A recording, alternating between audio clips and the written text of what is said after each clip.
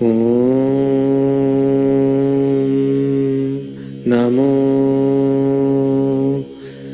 Bhagavate Shri Arunachala Ramanaya Om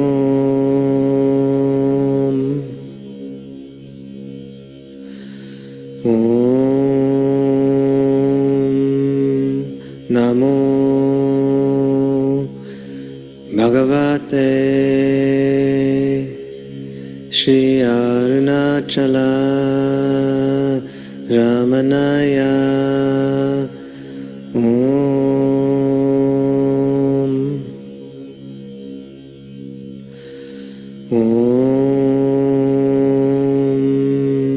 Namo Bhagavate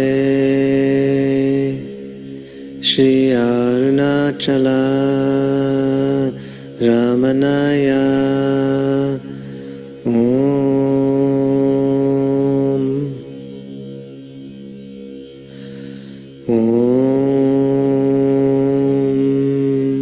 Namo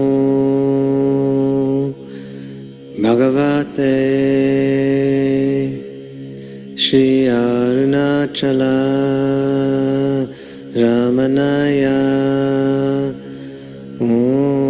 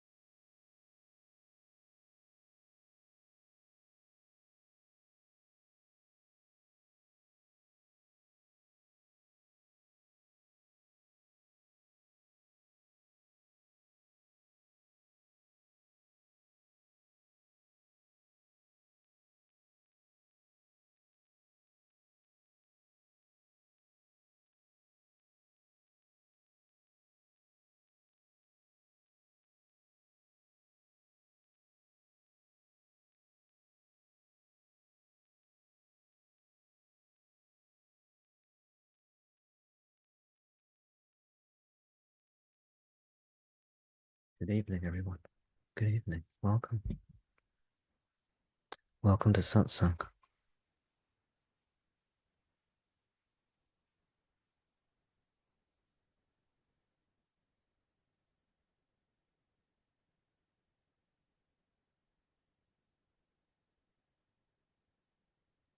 It's lovely to be here with you all.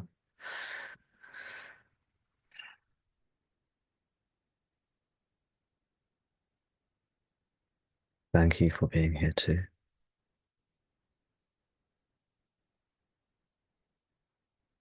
And greatest thanks to Bhagwan Ramana for his presence within us, within each of us as I.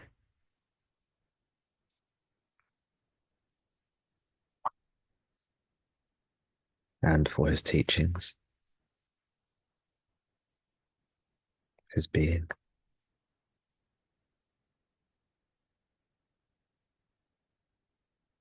Om Namo Bhagavate Shri Arunachala Ramanaya.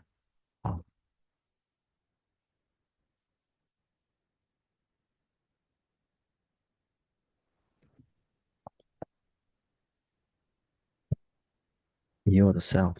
You are the self. You are that.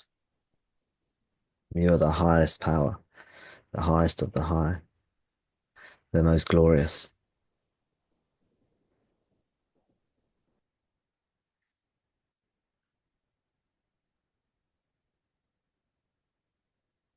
That is what you are. Your nature is happiness, love. You're always here. You are the one constant. That which is unchanging is you.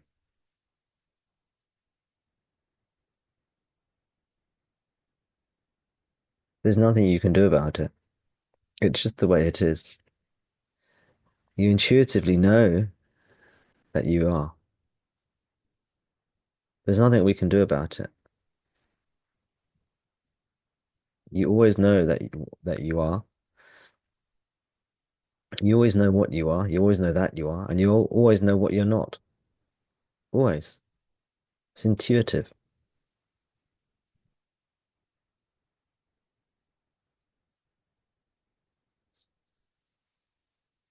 And because the teaching is to discover yourself through coming home and paying attention to yourself, through being yourself, we don't have to bother about those things that we are not.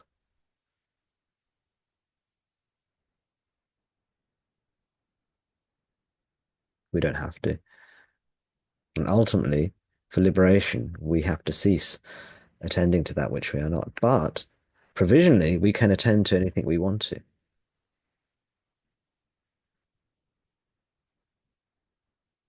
Anything our heart desires, as long as it's wholesome, it is encouraged to attend to any object you desire.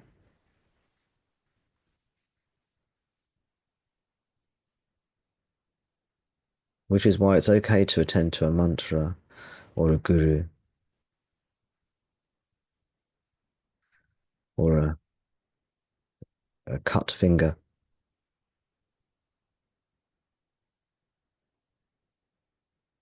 But eventually, we have to give up all these objects.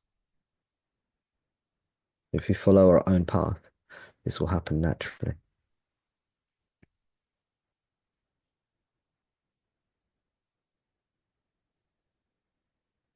They say that bhakti is the mother of jnana, that devotion gives birth to self-realization. And devotion is typically, generally, to an object of devotion, like Sri Bhagavan, like Sri Ramana.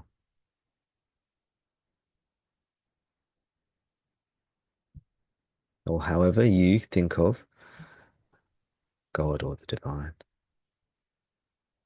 And another way is to pay attention, give all our love and energy and surrender and pay attention to that,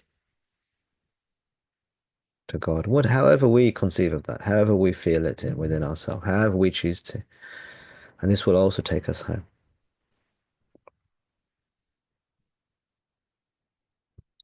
Without intending to turn our intention inwards, it will turn our attention inwards at the right time, at the right place.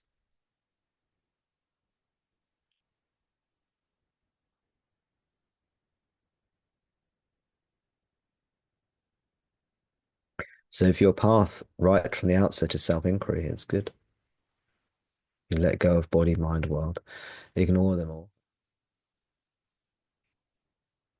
Come back to yourself, just be, and know what you are. But another way is to fall in love with Bhagavan, who you may be an object in your mind.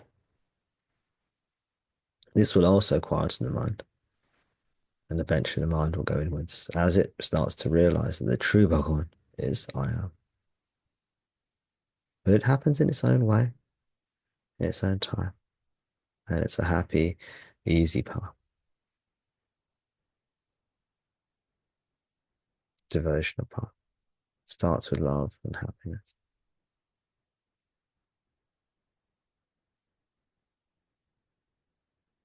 But these verbal teachings telling us to withdraw our attention from objects towards the subject is very powerful, very useful, because eventually that's what we'll have to do, one way or the other, irrespective of what path we go to. Eventually we have to inquire verbally or non-verbally, who am I? We have to discover who we are, and we will. It's inevitable.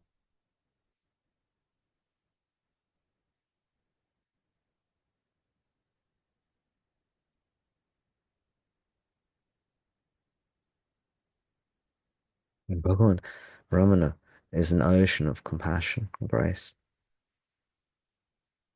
a wellspring of compassion and grace. So all we have to do is invite him into our hearts, and he will lead us home. And he is already waiting for us there.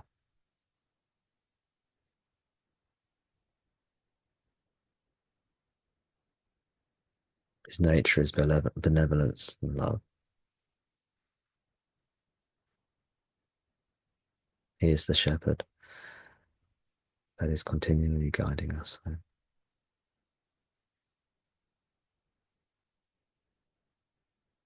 You surrender to him, everything is done for you.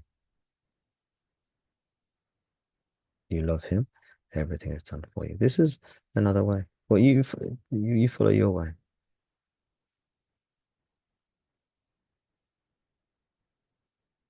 Eventually, our energies will be focused within. The energies which initially are outward facing, worldly, become inward facing, eye facing, spiritual. It's the worldly and the spiritual. That which goes outwards we call worldly. That which brings us inwards, spiritual.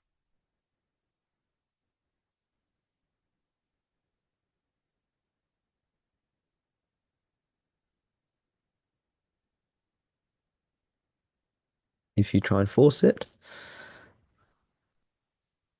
doesn't always work so well. So find your way.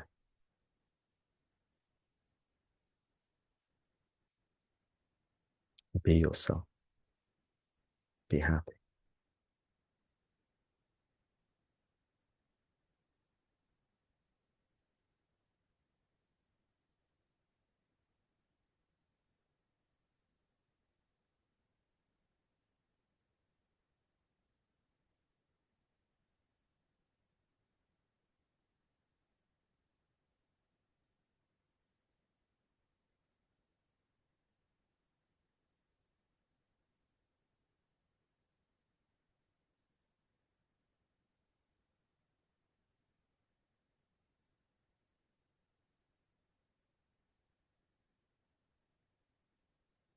Oh, Bhagavan Ramana. Oh, my beloved Ramana. Oh, Bhagavan Ramana. You are my love. You are my life. You are who I am. You love me. You care for me. You protect me. You keep me safe. You guide me. Let me give myself to you, O Bhagavan, O beloved. Let me give myself to you. Thank you for your immeasurable being, ever present, ever steadfast, my ever steadfast guide,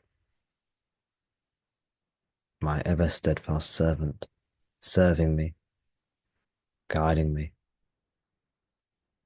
protecting me on my way home. And when I come home, you are there with a feast laid before me, and I lie down on the feasting table, dissolve by your side into you. Oh Bhagavan, oh my beloved.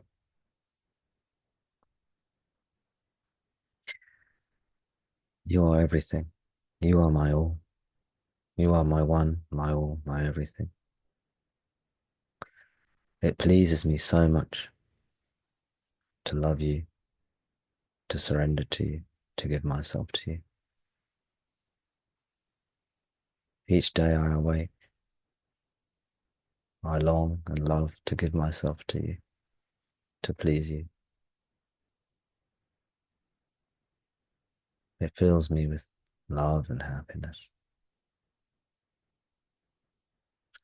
Oh Bhagavan, fill me with love and happiness. Fill me with your essence, your nectar supreme. Fill me with your nectar supreme.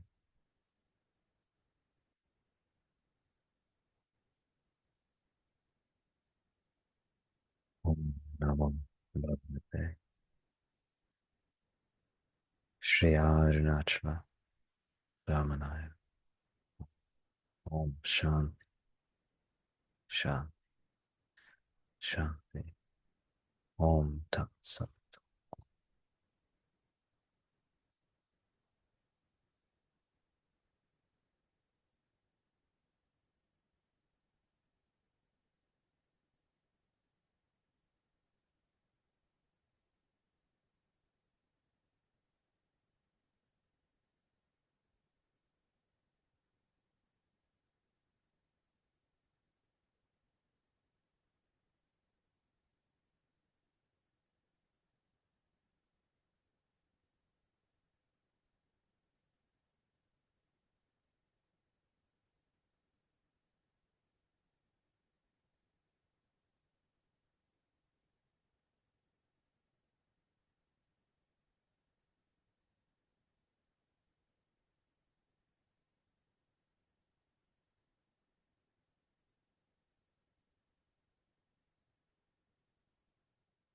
Now, there are some people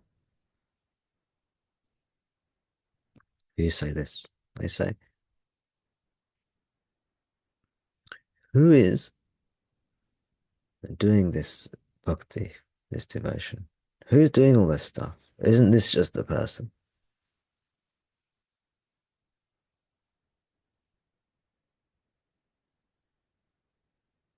Isn't this dualistic? Isn't this just a person devoting themselves to a projection, to a deity, to something other than them? Well, if we leave the projection thing out for now, because actually this is not a projection, it is yourself. It is your own intuition of the divine, which is yourself. If we leave that out, they are absolutely right. This is for the person. All this stuff is for the person, for me.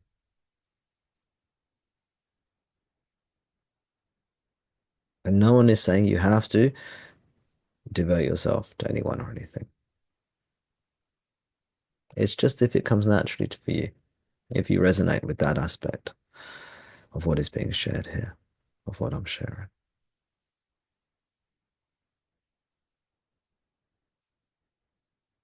Eventually, this will give rise to pure being, but it will do it in a natural way. It will take you there naturally. You may not need that to do that. You may not need the bhakti. You may naturally just go straight to being, which is the direct path.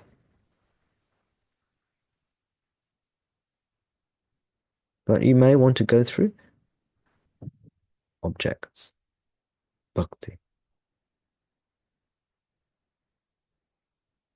You see, this will follow. If you follow this, it will take, the impulse will take you back to yourself. It must, and it will.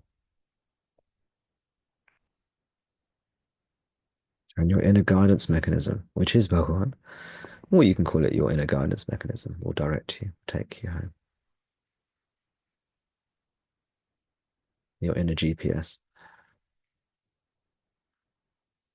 destination, home.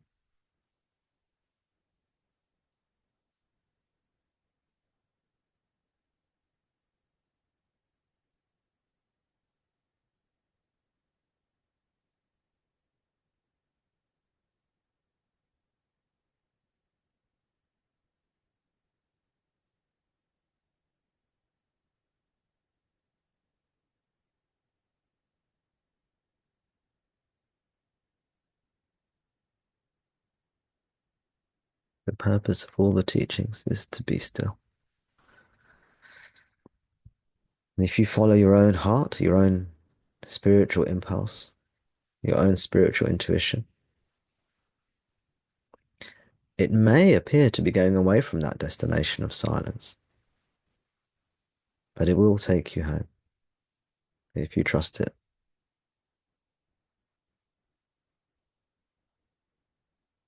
The impulses will be wholesome, by the way. They will not be unwholesome. If they are unwholesome, then maybe that's the ego, the mind.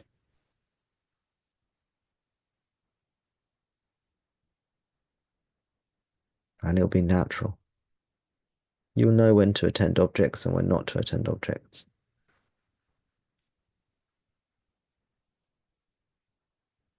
You'll be guided.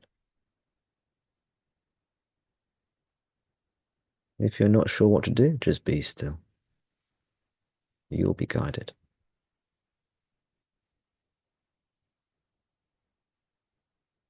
Bhagavan will guide you from within. You'll be guided from within.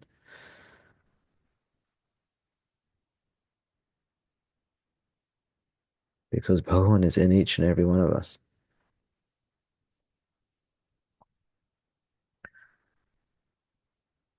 He is the dazzling Lord of light shining within us. Resplendent, shining, dazzling, glorious, beautiful, regal, benevolent, benign. He will guide you.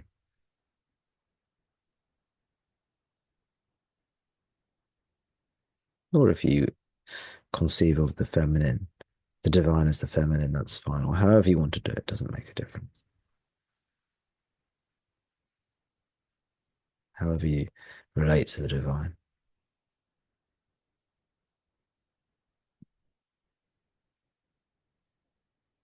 Your culture, your upbringing, the imagery of your body mind, the conditioning.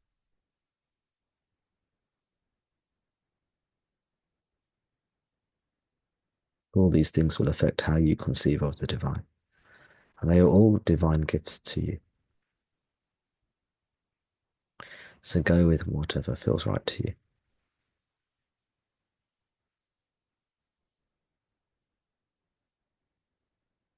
If you do this, you'll be safeguarded. If you combine this with reading and listening to Bhagavan's teachings, you'll be even more safeguarded.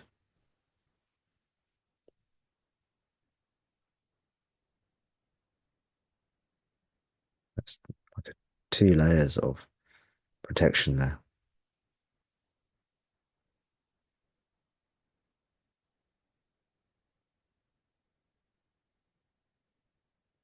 2 levels of safeguarding.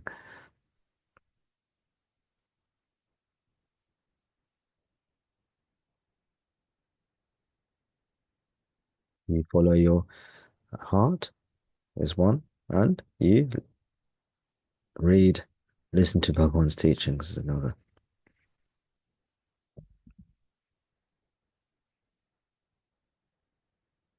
You do just one of these, maybe you'll go wrong.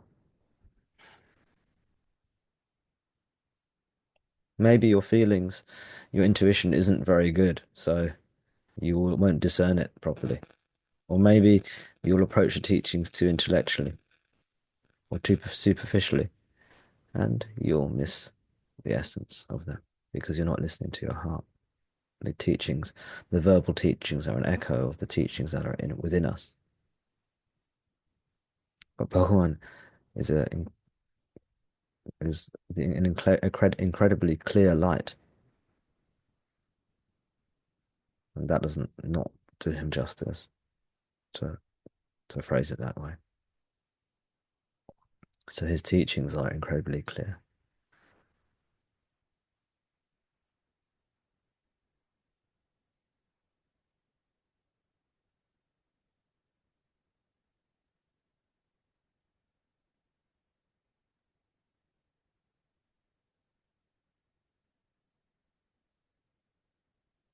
If you follow your heart, it will be a joyous path and it will be a sustainable path. If you force yourself, less sustainable.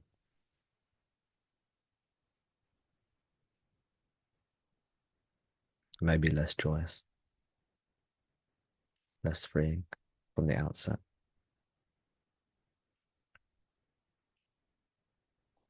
Trust Bhagwan, trust yourself.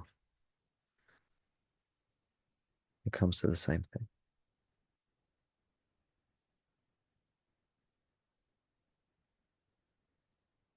If you do this, as I said, you'll be safeguarded.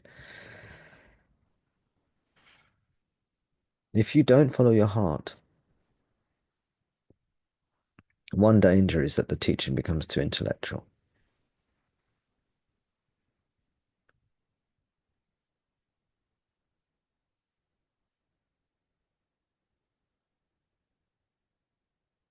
But if you follow your heart, you won't have this problem. If you allow your feelings, your inner feelings, your deepest intuitions to guide you. I hope you know what I mean. I don't know if you know what I mean. I hope you know what I mean.